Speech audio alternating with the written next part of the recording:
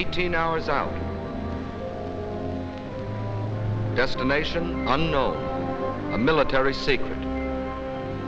The largest overseas expedition ever guarded by the blue ensign of the American Navy.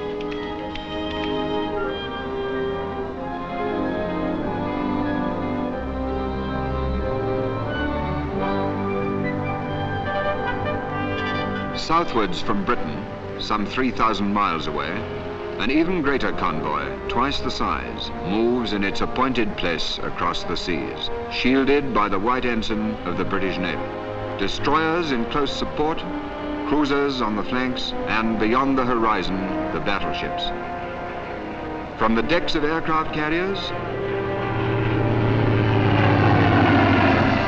and from the shore, planes of the Fleet Air Arm and Coastal Command patrol the skies and search the seas, advance outposts of an elaborate protective screen. East-northeast, the American convoy.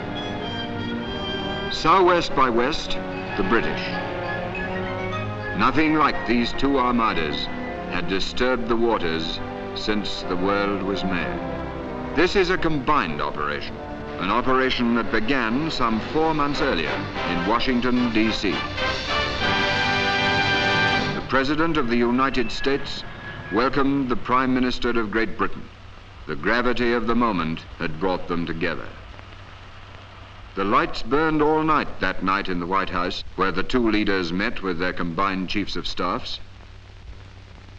For this was the picture taking all too definite form in the minds of the civil, military, and naval leaders now locked in secret conference. Two Axis spearheads were headed east. In the north, von Bock was hewing his way through the Ukraine to the Caucasus. In the south, Rommel was driving toward the Egyptian border. These two spearheads were intended to meet in Iran and head eastward towards India. In the Orient, Japan had occupied the coast of China, the East Indies, Malaya, and Burma in preparation for the drive westward through India. If these two enemy spearheads were allowed to meet, Russia and China, except for their remote Arctic ports, would be completely isolated. Japanese raw materials and German production would be combined. The peoples of Europe, Asia, and Africa, 7/8 of the world's population, would be enslaved. By morning, a decision, both bold and revolutionary. Bold because in this, our darkest hour, we dared to take the offensive. Revolutionary because that offensive was conceived, planned, and executed by the peoples of two nations. The time and the place had been agreed upon. The code name for the combined operation was Acrobat. The two great elements were time and secrecy. 125 days in which to plan and launch an offensive from bases 3,000 miles apart. An operation involving hundreds of thousands of American and British soldiers and sailors. Millions of American and British working men and women. Only by whose combined efforts could the plan become a reality, but from whom the plan itself must be kept secret. A few score men, no more, knew in its entirety the plan for this greatest of combined operations. In London and Washington, British and American officers were placed at adjoining desks to work through the days and nights of grinding toil that lay ahead. And gradually, in the enforced daily intimacy, men grew to know and respect each other. Thus was born the relationship out of which an Allied army came into being. To them came hourly reports on the vast undertaking of forging the striking weapon. It was a race against time.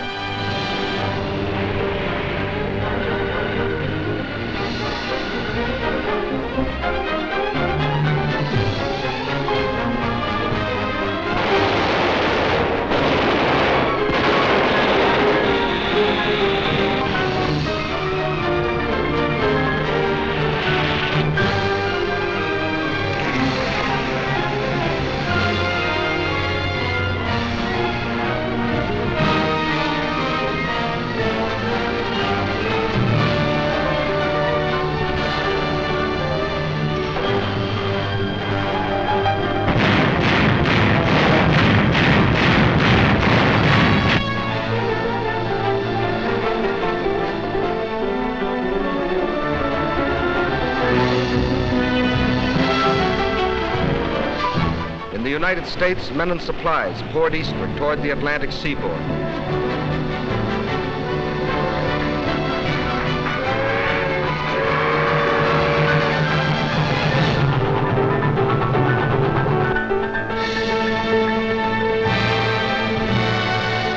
In Britain also, by road and rail, an army was on the move.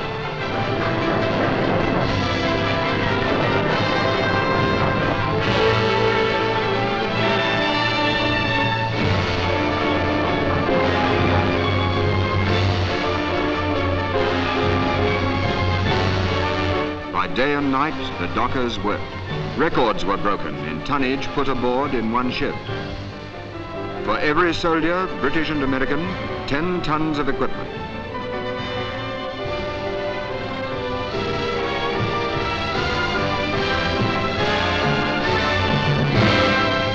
On both sides of the Atlantic, the effort was tremendous. Guns, trucks, aircraft, petrol, water, food, barbed wire, locomotives. Of ammunition alone, we shipped 520 different kinds.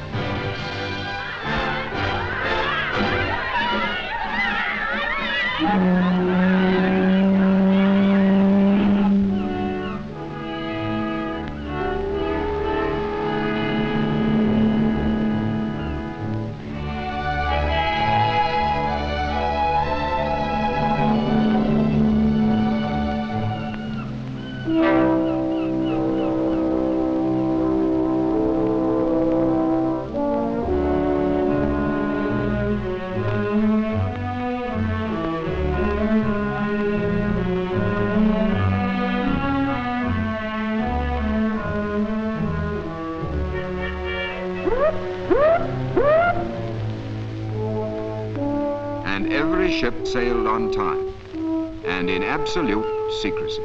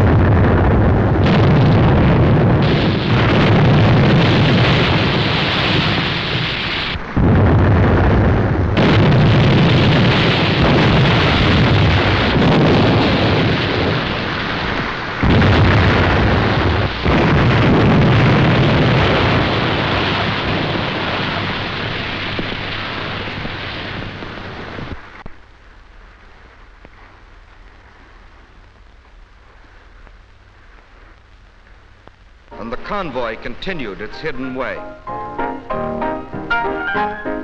My name's McAdams, Joe McAdams, Kansas City, Kansas, private first class. I was on one of those ships you're looking at, part of the biggest show on earth and didn't know it. Too darn many ships to see all at once. Well, we'd been hollering for action. Now we were going to get it, but we didn't know where. Norway, France, Italy, China.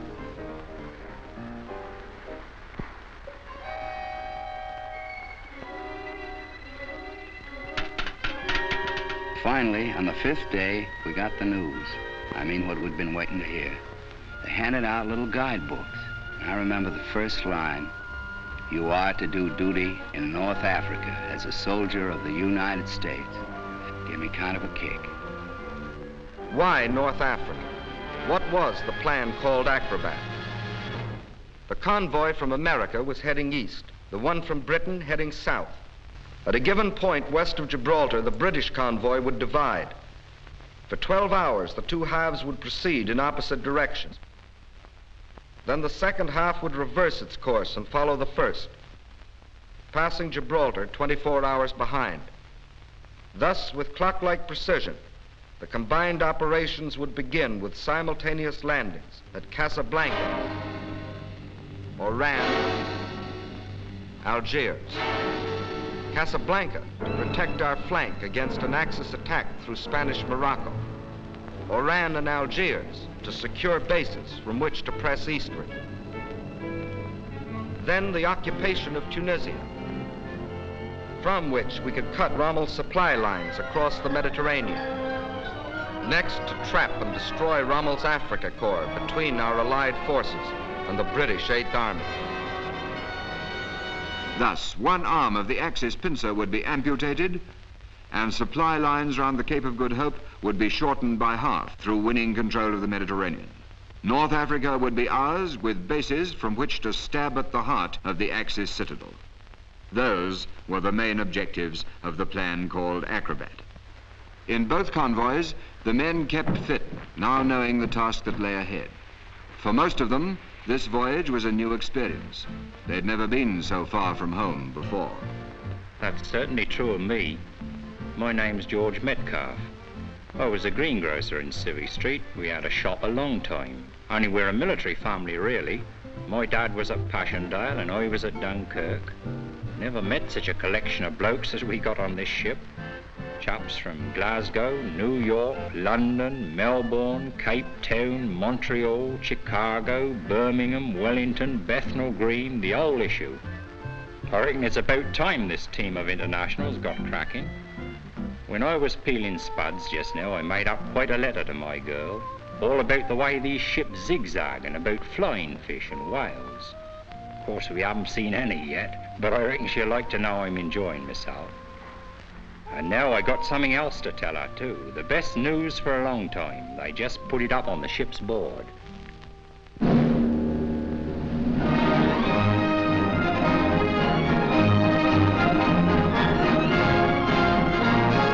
But the Eighth Army's offensive was only one phase of a larger strategy. Included therein, the bombings of Genoa, Naples, Turin, precision bombings of the Renault factory turning out Rommel's tanks. All these a part of the plan called Acrobat, of which the enemy still knew nothing. Nothing of the submarine trip to Africa by General Mark Clark, with a message to be smuggled into France. Nothing of the arrival at Gibraltar of General Eisenhower, where he was joined by General Henri Giraud, who had received General Clark's smuggled message. The enemy knew nothing until the last possible moment, when the first half of the convoy from Britain steamed past the fortress of Gibraltar. It was at night that the ships passed through the straits. The time had been carefully chosen, for here in narrow waters, attack seemed certain. Aboard ship and on the rock, everyone stood to, but the ships moved steadily on. It was as though, for the moment, the enemy's sword had fallen from his hand through indecision. This time, it was in Rome and in Berlin that the lights burned all night. For the first time since the war's beginning, somebody else was calling the tune. But before the enemy could collect its wits or its forces, our ships lay, as planned, off their appointed destination.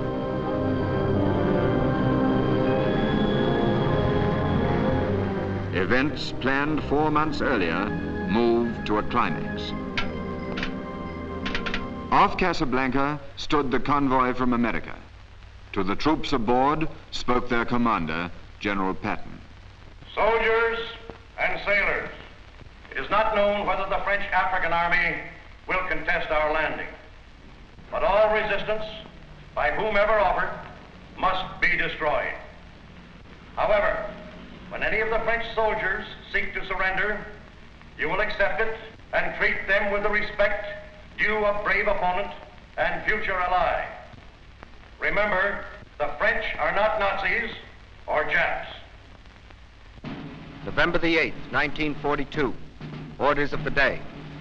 The words "play ball," transmitted by the task force commanders, signifies that all forces are to take vigorous and offensive action against the enemy. A large searchlight shown in a vertical position at night signifies that the enemy has agreed to the terms of the allies.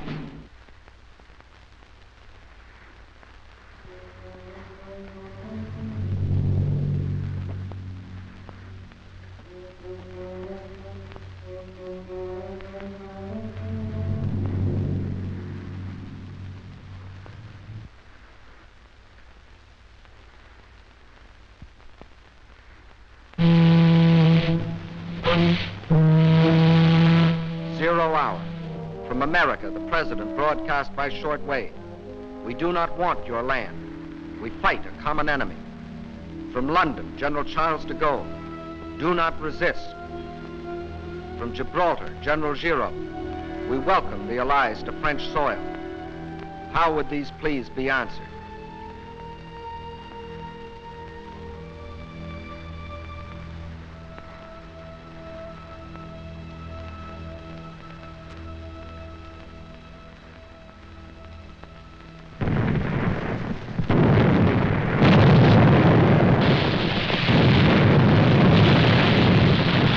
Play ball.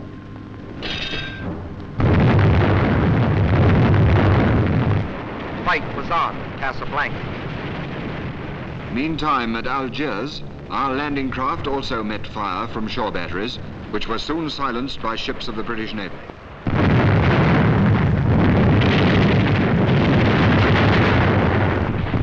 Here, too, the French troops ashore were asked by radio to indicate a friendly attitude by throwing their searchlight beams vertical. It wasn't long before, here and there along the coast, searchlights were seen pointing to the heavens.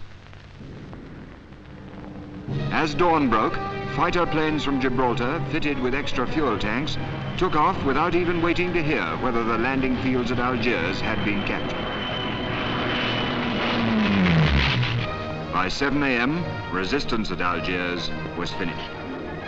British and American troops had landed east and west of the city, penetrated 10 to 15 miles, and held the heights and all vantage points. In Algiers, on that famous November the 8th, was Admiral Jean Dallon, French Vice Chief of State under Marshal Pétain. It was after consultation with him that the French commanding general agreed to surrender the city. Meanwhile, at Oran,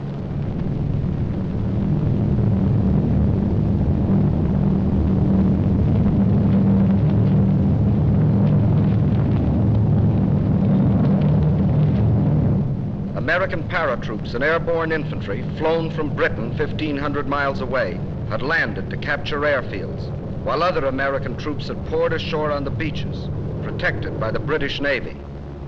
Here, as in Algiers, the fighting lasted for only a few hours, but at Casablanca, the battle still raged.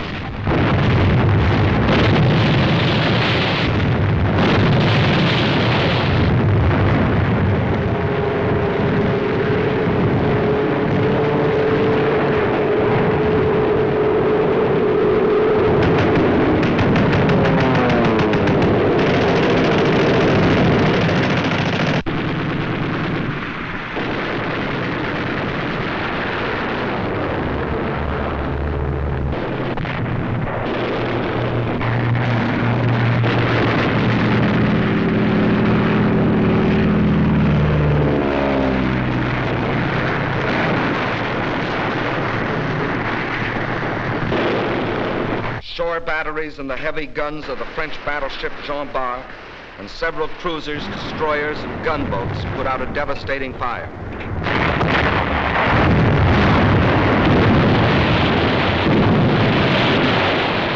Gunnery from American ships, coupled with precision bombing, silenced those guns.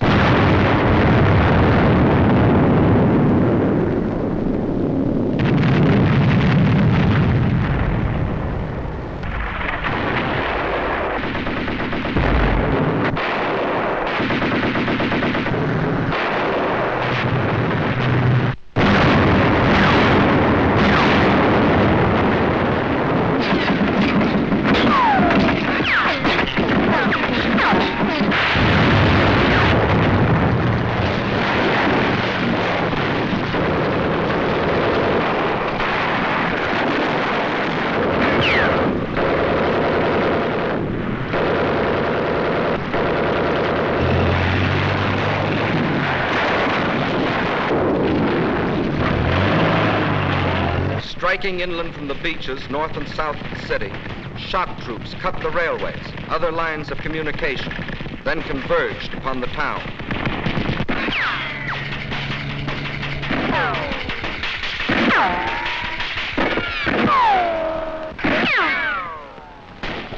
2 days later, the Germans invaded unoccupied France, whereupon Admiral Darlan, declaring Pétain a prisoner of the Axis and himself chief of state, ordered the cessation of hostilities. In proof of the surprise of our landings, German armistice commissions were caught flat-footed in each city. Their jobs, to bleed North Africa of her raw materials and farm products. The people of North Africa were evidently not sorry to see them go.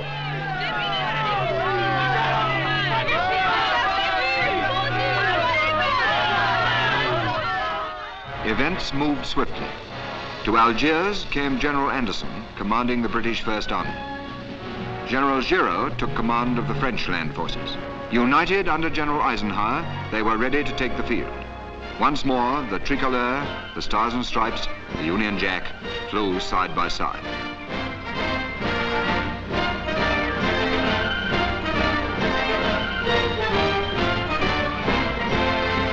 But the enemy had lost no time. Across the Mediterranean, by sea and by air, he was pouring men and equipment into Tunis and Bizerta. Despite this, we determined to start the campaign at once, hoping to reach the distant cities before the enemy's grasp had become too strong. This was a bold decision, for the British First Army was as yet little more than one division, and the bulk of the American forces were needed to safeguard our position in Morocco. We had other disadvantages. Roads were poor. Railways inadequate.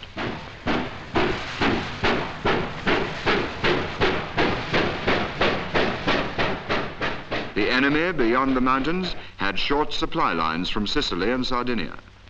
Our own, stretching forward from the improvised base at Algiers, were 4 times the length.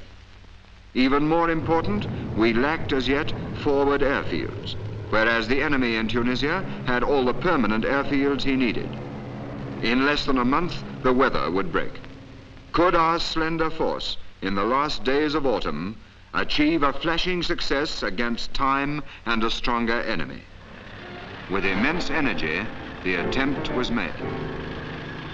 By road, Allied infantry, tanks and artillery moved towards the hills.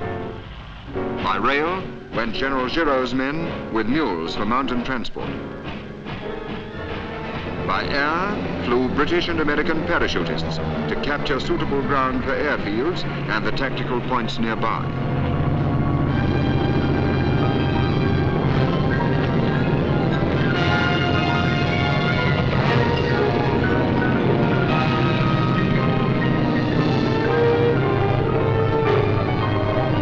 By sea went commandos to Bougie and Beaune, the latter 300 miles to the east and only 60 miles from the Tunisian border.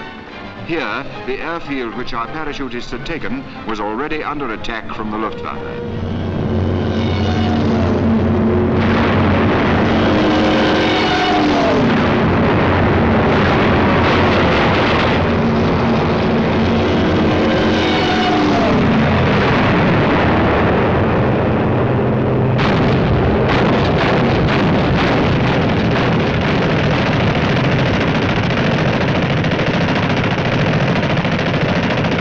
It was our only permanent forward airfield and had to be fought for repeatedly.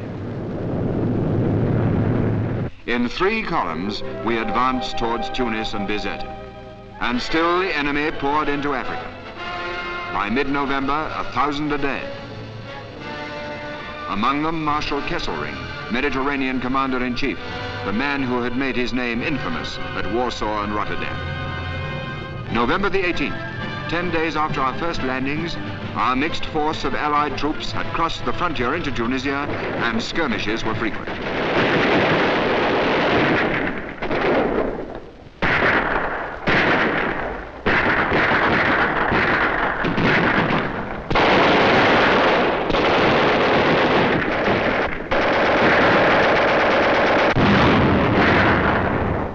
On we went, Small units of French, British, Americans held up here, gaining there, fighting Rhodes as well as Germans, but pushing on.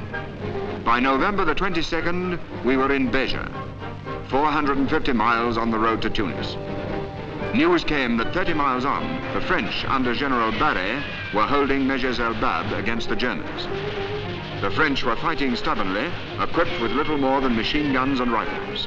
General Anderson promptly moved to support them. Together, we held Mejes, henceforth a pivotal point, and forced the Germans back. But now we went into the plains and were increasingly exposed to the enemy's more numerous tanks and aircraft.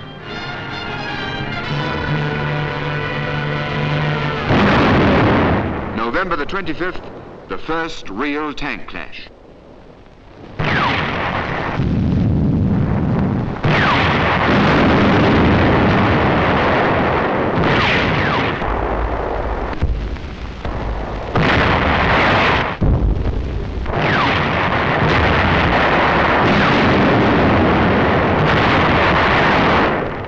Enemy tanks destroyed, and the rest withdrew. And on we pushed towards Tunis and Bizerte, racing against time and the weather. 60 miles from Bizerte, 50 miles, 40 miles. Our supply lines inexorably thinning, our reinforcements fewer and fewer.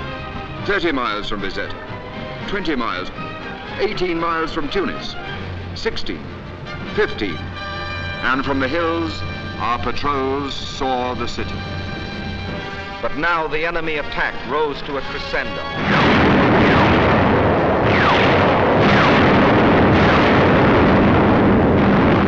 From the skies, a bombardment to which we had no adequate answer.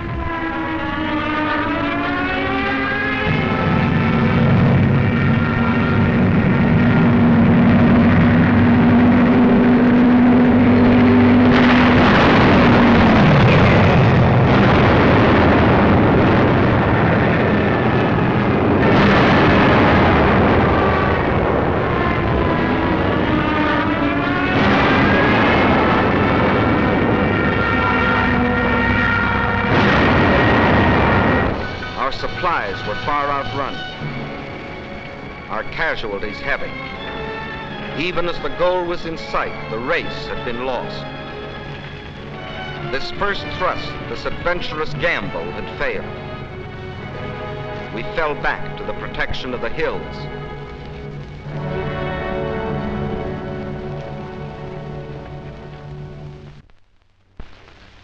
But even as we withdrew to regroup our forces, we encountered a new enemy. Winter was upon us. Our hastily improvised airfields were flooded, our planes earthbound.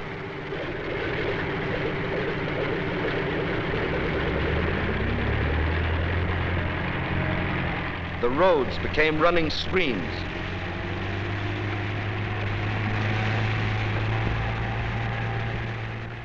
Our tanks immobilized.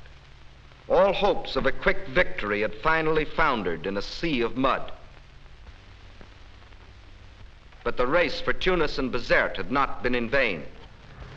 For our battle lines, now stabilized, ran south from Mejes el Bab through Usultia, Faid, Maknassi, and Gafsa, along the barrier ridge of mountains known as the Great Dorsal, which separated the German-occupied coastal plain from the mountainous regions to the west. German expansion was possible only through a series of passes traversing the Great Dorsal, and all through the winter months we held those passes against incessant German attack.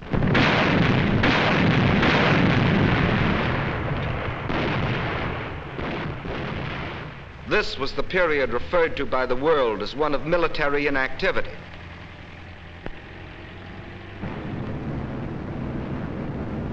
A period during which we sustained nearly half the total casualties incurred during the whole North African campaign. That's right. When you read in your papers about lulls that don't apply to George Metcalf and the poor bloody infantry, never did. We were on the job every night, patrols in the hills and in the woods.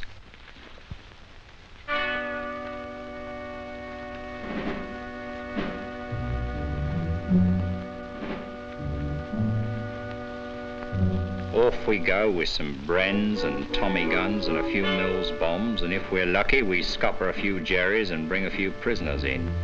Old Fred Parker's the best. He was a poacher. That's second nature to old Fred.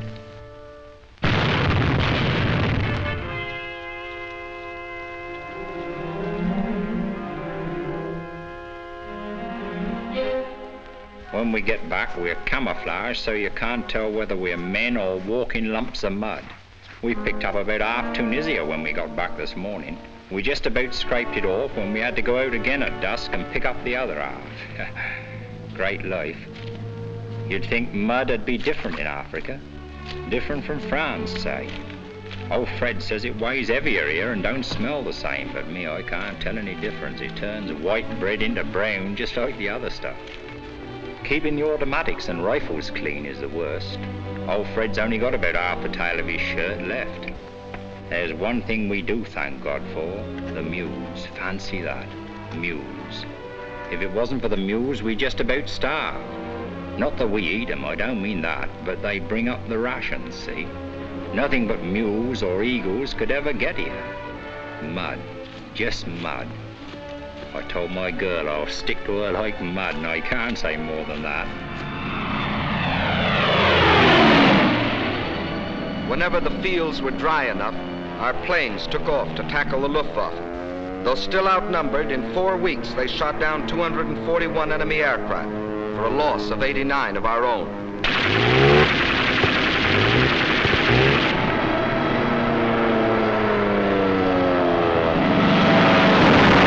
Further back, day after day, the Strategic Air Force was taking off to kill the enemy's effort at its starting point.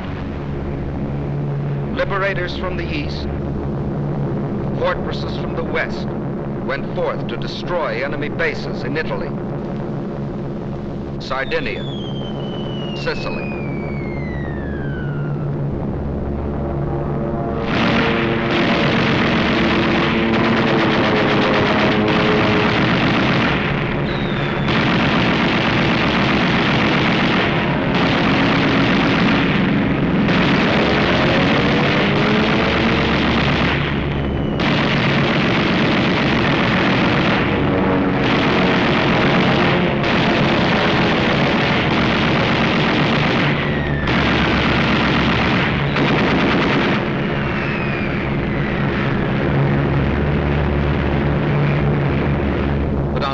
No offensive could be launched until spring.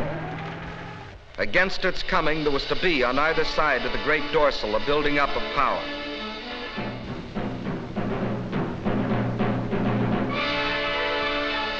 Over supply routes that spanned on the German side 150 miles of water, and on our side hundreds of miles of land, and then thousands of miles of water. The longest assembly lines in the world were in operation, from the factories of the United States and Britain, from Birmingham to Algiers, from Detroit to Oran, from Manchester, Los Angeles, from Leeds, from Pittsburgh to Casablanca.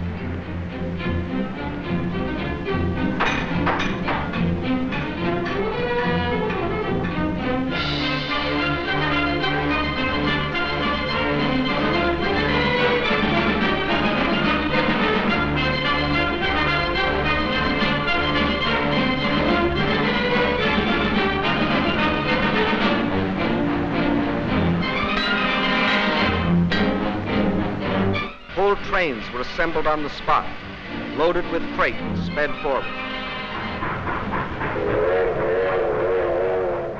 The South Atlantic became an airway as well as a seaway. From Brazil, flights of P-38s equipped with extra fuel tanks were flown across the seas. Each flight led by a flying fortress which provided navigation. From Gibraltar, aircraft which had been brought by ship from Britain and reassembled on the Rock were flown off to Tunisia. Nearly 1,500 planes reached the front by this route.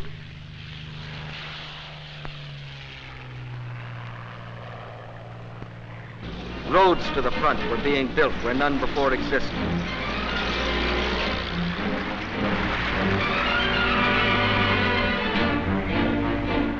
On wet, still unfinished landing strips, giant planes sat down with cargoes of materiel.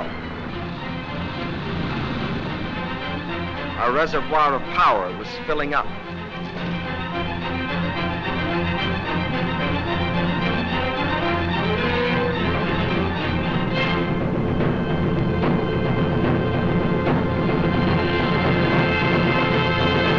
Tunisia was to be the theater of a major campaign, a campaign to be fought where Scipio had fought, and Hannibal, where already 3 times in history great armies had been destroyed between the mountains and the sea.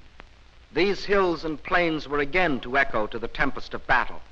Not now the trumpeting of elephants, but the crash of tanks and artillery. Not now an empire, but a way of life at stake.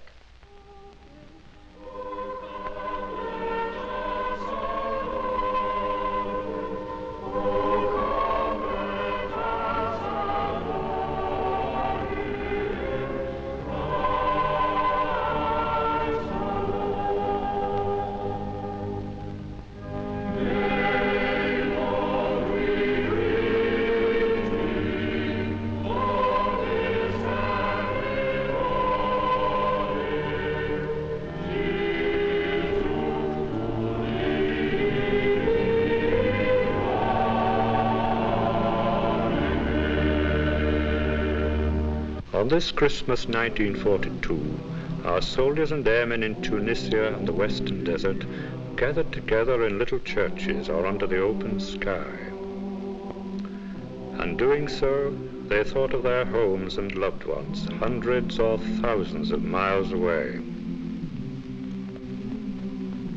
Our soldiers' thoughts were of New York and the Middle West, of the cities and villages of France, of the plains and hills of India, of homes in Cape Town and the African veldt, or among the snows of Canada, or in the Christmas sunshine of New Zealand and Australia, and among the fog and rain of London and Edinburgh. And they thought of their comrades who had already been killed, and of the cause for which they had been killed, the cause that had brought all of them across the seas to fight, the cause of liberty and tolerance and dignity and peace, and of how the horizon was brightening a little as though a new day were being born.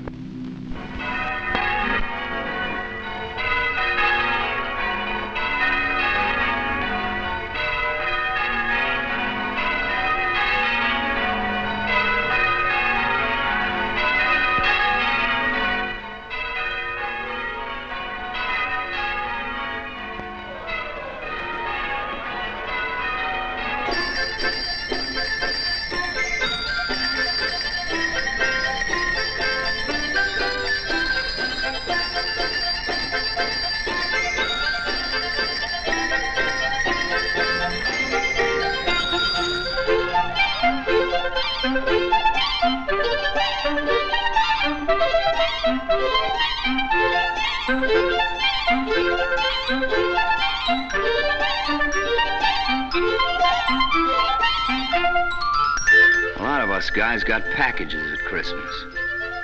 You know what was in mine? Stuffed dates. Stuffed dates in Africa under the date palms. Can you beat that?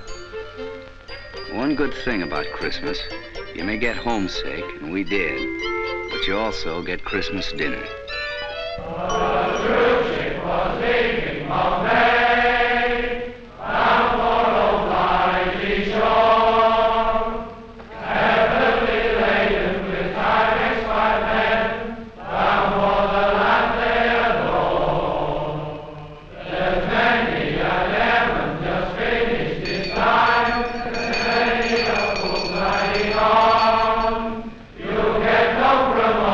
This side of the ocean, so cheer up, my lad, bless them all.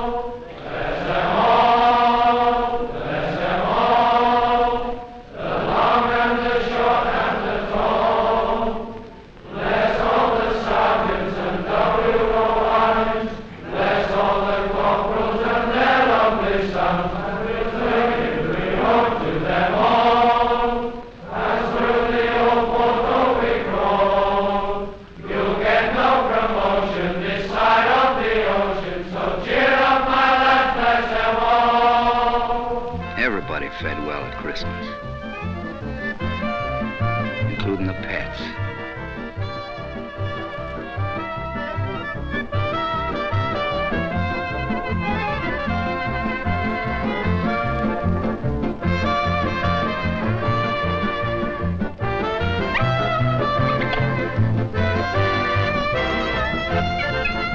Along about now, we began to take notice of the kids. First off, they were kind of shy. But Arab kids are no different from the kids back home when it comes to candy.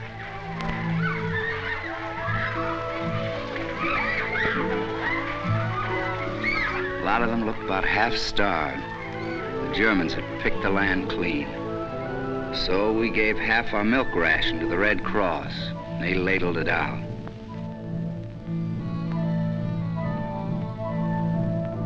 Off duty, we just roamed around, looked. And we saw some mighty strange sights.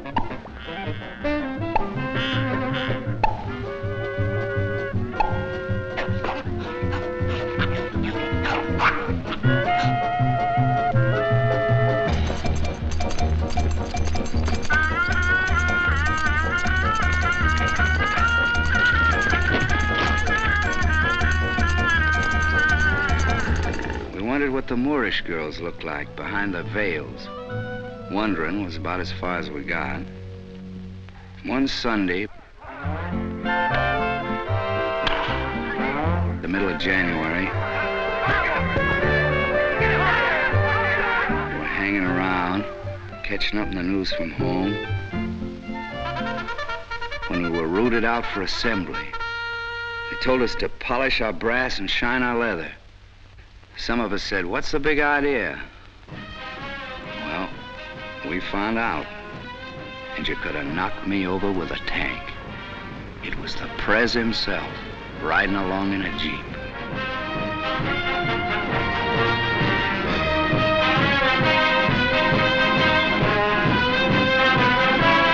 When we saw Mr. Churchill come in, not puffing his cigar, we knew something big was cooking.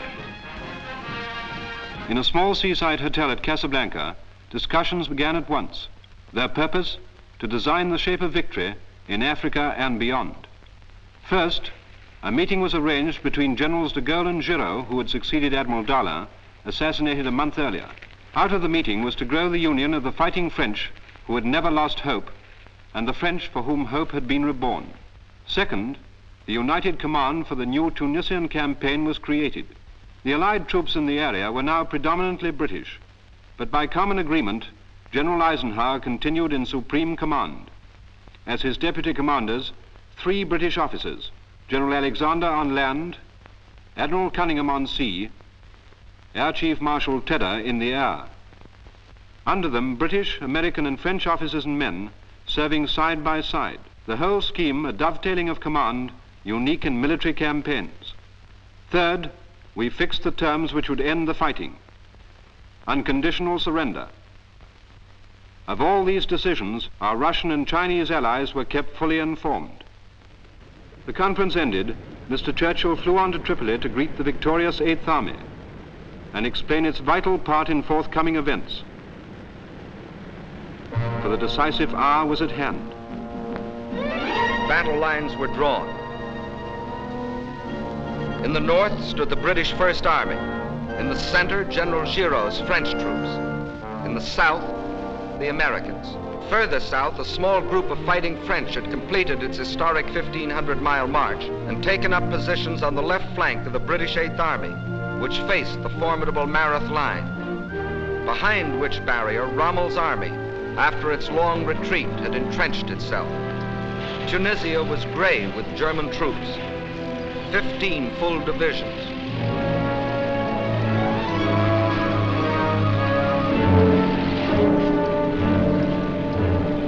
No scratch troops these, but battle-wise veterans of Poland, France, the Balkans.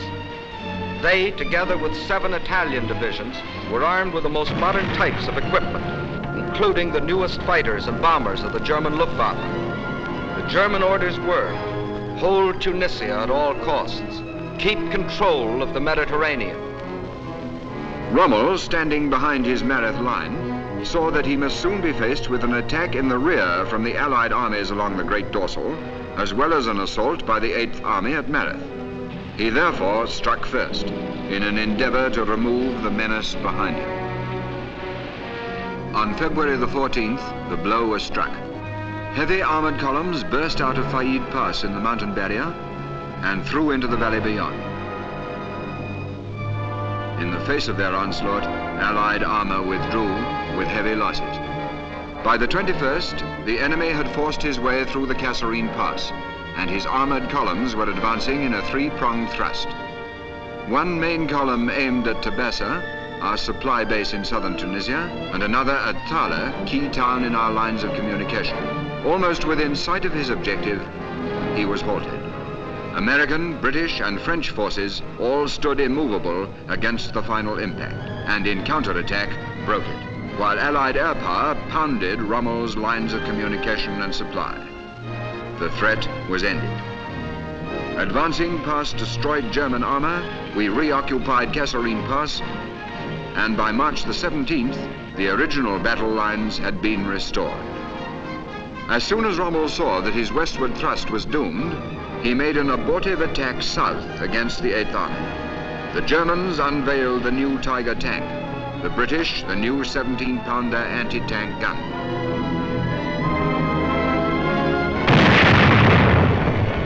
"52 Tiger tanks were left burning hulks. From then on, the initiative was ours." Of the various strategies which might now be employed against the enemy, General Eisenhower chose one which envisaged the entire military situation in terms of a cylinder. The western wall, Allied land forces along the Great Dorsal. The northern and eastern, Allied air and sea power concentrated in the Mediterranean. The seaports of Tunis and Bizerte were to act as the intake valve, through which those enemy troops that escaped the devastating attacks of planes and submarines based at Malta were to be sucked into the cylinder. At the bottom of the cylinder stood the powerful British 8th Army to serve as the piston, which in its upward stroke would push the enemy into an ever smaller space. Still in possession of the enemy were certain high hills to the west of Tunis and Bizerte. Their capture was an essential part of the entire strategy, for these hills were the spark plug, which, when the piston had forced the enemy into a state of high compression, would explode the combustible mass. That was the final strategy. To succeed, perfect coordination would be necessary between land, sea, and air forces. The Northwest African Air Force, commanded by General Spaatz, was divided into 5 major groups, of which 3 were combat. The Strategic Air Force, under General Jimmy Doolittle. These were the big boys, the long-range bombers, pounding away at enemy bases and shipping. The Coastal Air Force under Air Marshal Lloyd. Day and night fighters, these, protecting ports and convoys. And finally, the Tactical Air Force, a new conception of air power developed by the British in the Middle East. All fighters and attack bombers, British and American, were placed under one command so that we could strike with the full force of our flying artillery when and where it would do the most good. Air Marshal Cunningham in command of this group and General Alexander in command of all ground forces lived and worked side by side in a tent camp in the Tunisian mountains. Theirs was a complete partnership, and in it lay the pattern of ultimate victory. By the middle of March, the stage was set. The first move was up to Air Marshal Cunningham.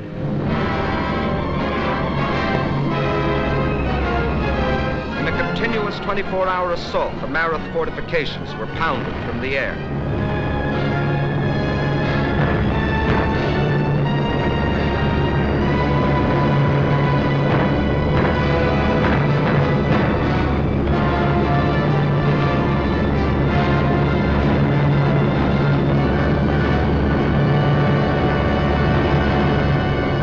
Then General Alexander gave the signal for the piston to begin its upward stroke.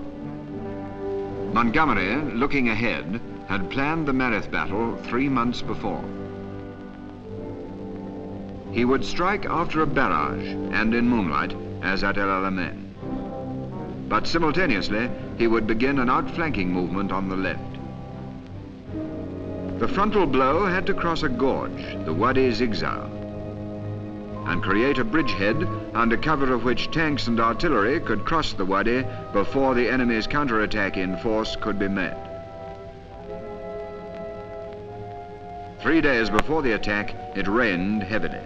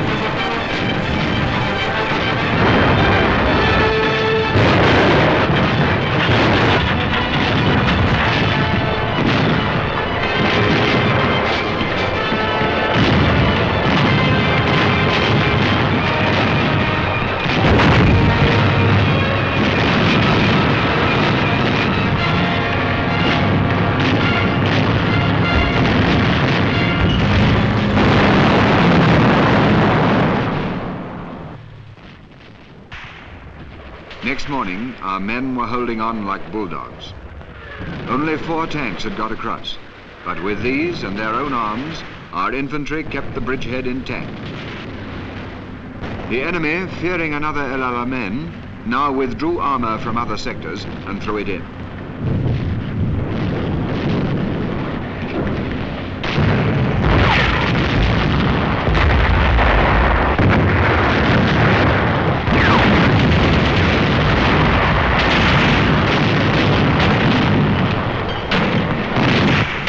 Whilst this battle raged, our outflanking left hook by General Freyberg and his New Zealanders, reinforced by the 1st Armoured Division, was racing across 150 miles of desert towards El Hama. The blow was now struck by 50,000 men on the ground and by bombers, fighters and tank busters from the air.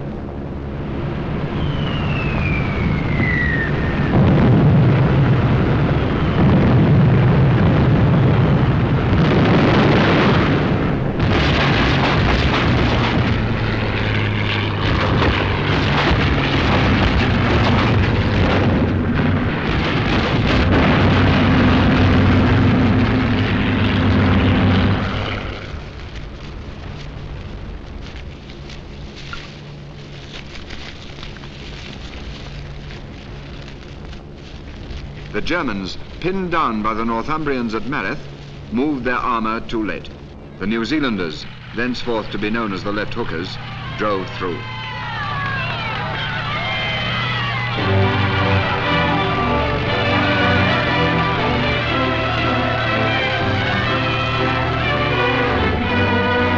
The Mareth line had been turned. The piston was on the move. Its speed made possible by the feats in road building of the South African engineers.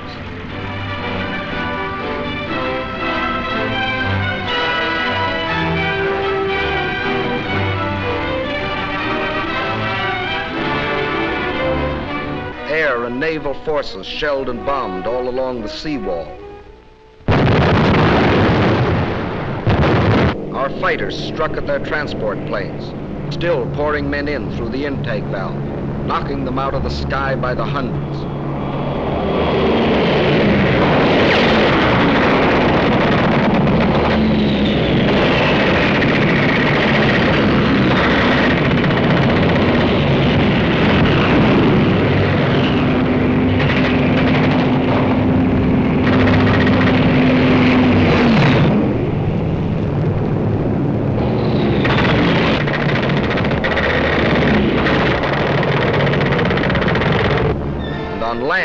The British First Army was a constant threat in the north, while in the center the French had attacked at Pichon, and further south the Americans had broken through to El Guitar and McNassy, thus enforcing constant pressure all along the land wall of the cylinder.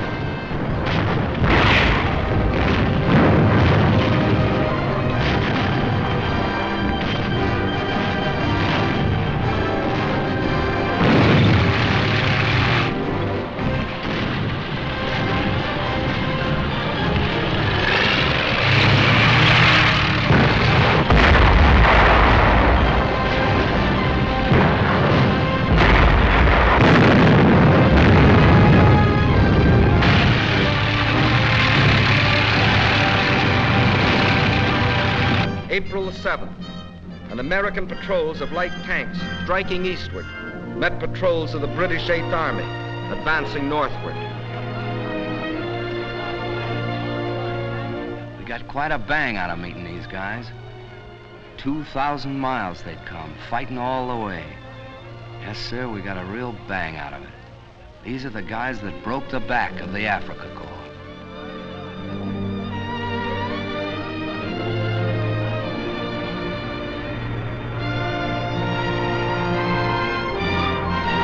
Still, the piston pushed relentlessly on. April the 10th, Sfax fell. April the 12th, Soos. And on April the 20th, after exactly 30 days of fighting in pursuit, the 8th Army had driven the enemy into the hills beyond Enfidaville. And in its wake was a great homecoming. What got me was watching those villagers coming back. Mostly on little donkeys, piled up with so much stuff you'd wonder how they carried it. Reminded me of the Bible somehow. You know, the donkeys and the hills behind, and these folks trekking home. There was one old chap spoke a bit of English, and he comes up to me and old Joe McAdams and he says, "Thank you, thank you, thank you, thank you." And then he started shaking hands with us. I thought he was never going to let go. And as we watched him going down the hill, Joe says to me, he says, "You know, George, I had a buddy killed the other day and I was pretty sore about it. But now all these poor devils coming home gives the whole thing a kind of a meaning." Well, then when we went down to the village, it was just the same down there. Little Jewish boys taking off the yellow stars they'd been made to wear as if they was lepers. And then our army doctors attending to the women and the youngsters, just as if they was on the panel back home. I certainly felt less browned off. I certainly did. The rapid advance of the 8th Army had left the American divisions at McNassie and El Gatar far behind the battle area. General Alexander now switched these divisions to the north. This remarkable 200-mile march across the heavy traffic streams of the 1st Army's lines of supply was accomplished without once interrupting the eastward flow, and this in complete secrecy.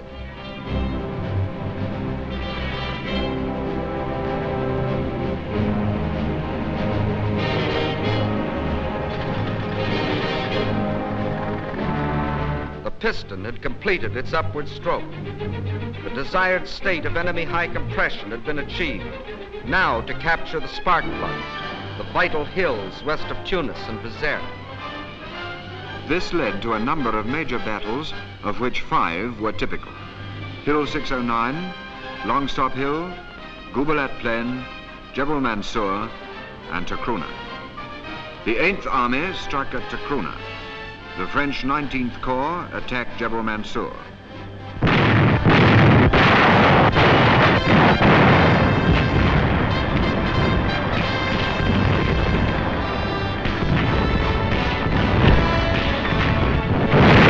On the Gubalat Plain, the British 6th Armoured Division, striking towards Tunis, had drawn upon it most of the enemy's remaining armour.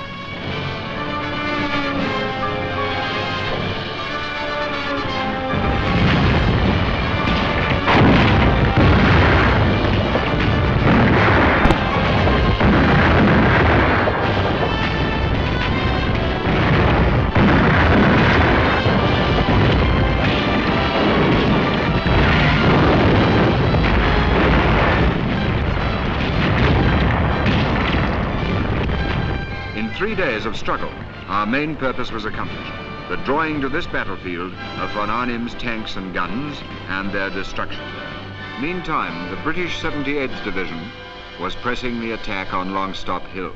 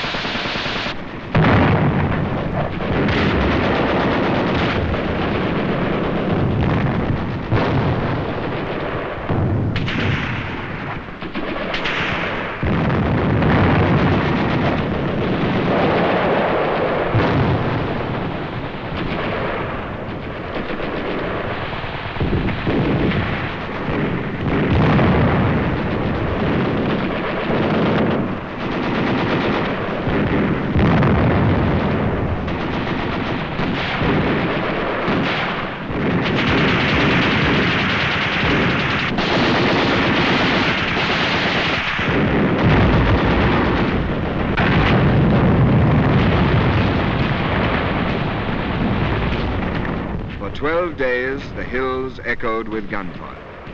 Positions were taken, lost, and retaken. When the German lines broke at last, their dead lay in hundreds, unburied on the battlefields.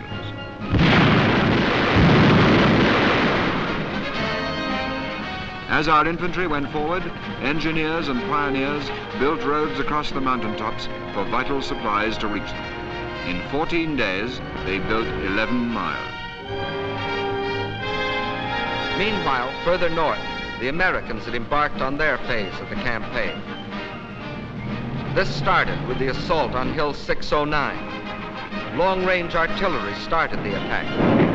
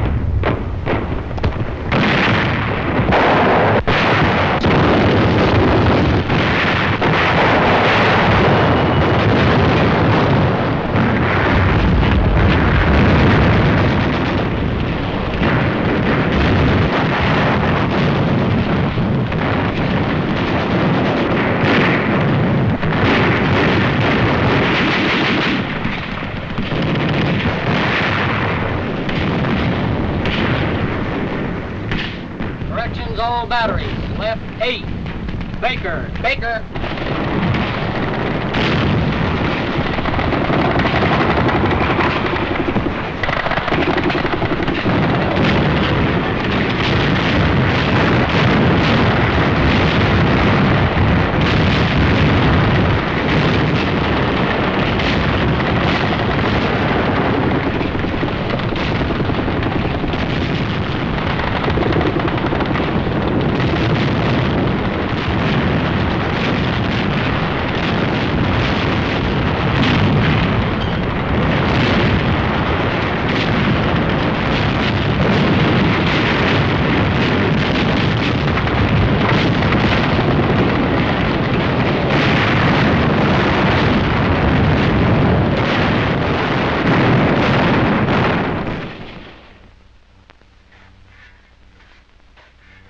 We took Hill 609.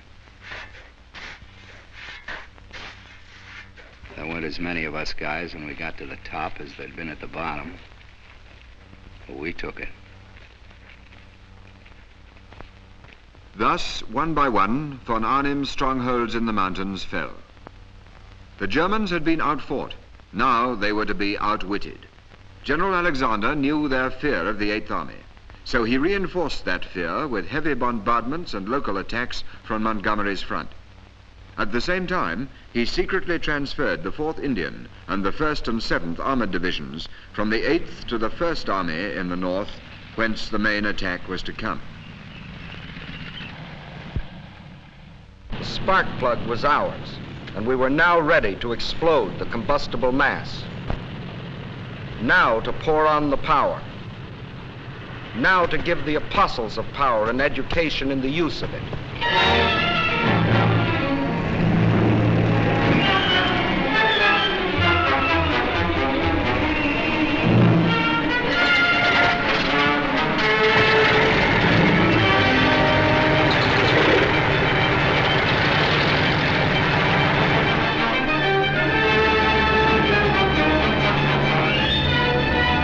British and Americans in the air with everything that could fly.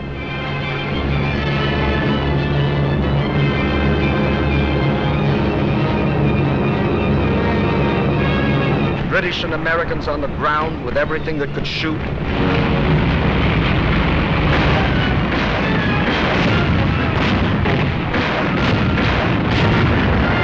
French artillery, French infantry.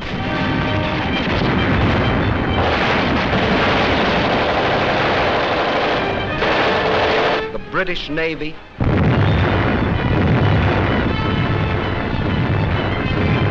all poured forth their concentrated fury.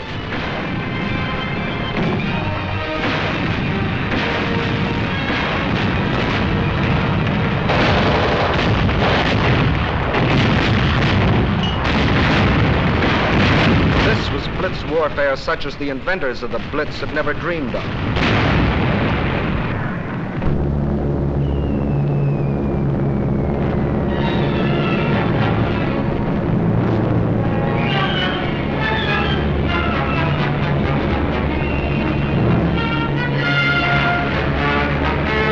The Nazis' challenge to the free world to fight or surrender was being answered.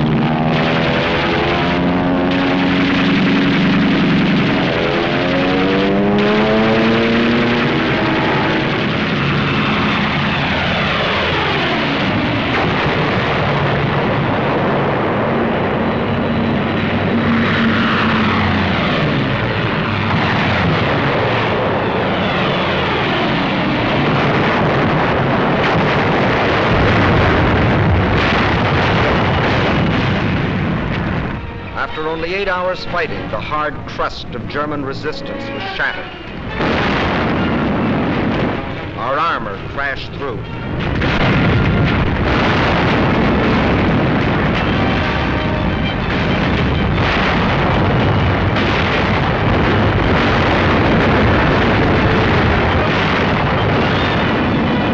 The Americans blitzed their way into Bizerte. The British smashed right through the center to capture Tunis. Then a British armored column crashed across the neck of Cape Bon to Hammamet. Another British column raced around the tip of the cape to prevent any evacuation. The whole Axis mass was split into 4 segments. The end came quickly. By tens, by hundreds, by thousands they came. On foot, in trucks, and behind their bands.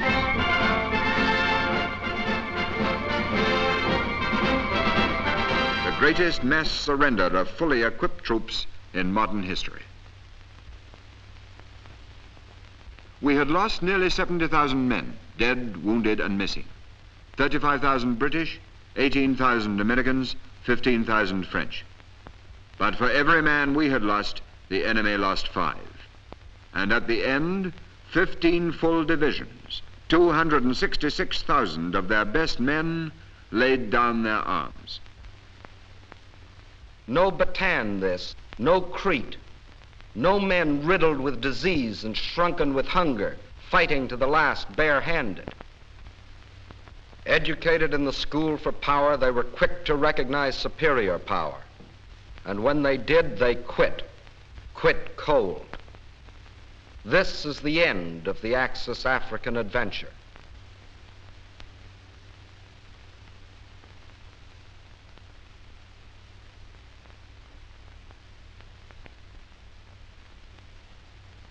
After all the racket, seems funny, don't it, Joe? So quiet. Yeah. What's biting you, Joe? I don't know. I can't help thinking all the hard work that went into those burnt-out tanks and half-tracks and airplanes. Gone for nothing. Had to be done. Oh, sure it did. But still in all, think of all the trucks and automobiles and things all that junk might have been. I know. Bloody shame. Just because he was told that he was a Superman. Well, he never figured things out for himself. Never argued the toss same as we do. Too bad he didn't hear some of our arguments at the old Dog and Fox back home. You know, I guess that's the real difference between us and them. We argue the toss, as you say, and they don't. Yeah, and when you don't argue the toss anymore, you aren't half a man anymore. Right. You're just a blooming tool, like a spanner or a saw or a gimlet. Maybe they like it that way. Maybe they do, but suppose somebody tried to use you or me like that, Joe. Suppose somebody said put that fella's eyes out or turn a hose pipe on that Jew or on that woman. Would we do it? What do you think? You and me, Joe, we may not always think alike, but we do think. You and me and old Alphonse and the rest, we certainly think all right. You know, George, I got an idea. Why can't we, after the war, the same work gang, I mean, keep on swinging together? What couldn't we do? You mean build more houses than ever was? Yeah, that's it. And ships, thousands of ships? Right. And food so's nobody be hungry no more? Yeah, building things up instead of blowing things up. Like, I don't know, like dams in the desert and roads through the jungles. Maybe bridges across all the oceans. We could do it, I bet you. Yeah, do all the jobs that wants doing and knock the block off anybody who wants to start another war. And bring the smiles back to the kids' faces all over the world. Boy, what a job. But just now, Joe, it's the same rough road. The same road you and me have just come. The same bloody hard road. And for quite a while yet. Boy, oh boy, what a job. Bringing back the smiles to kids' faces.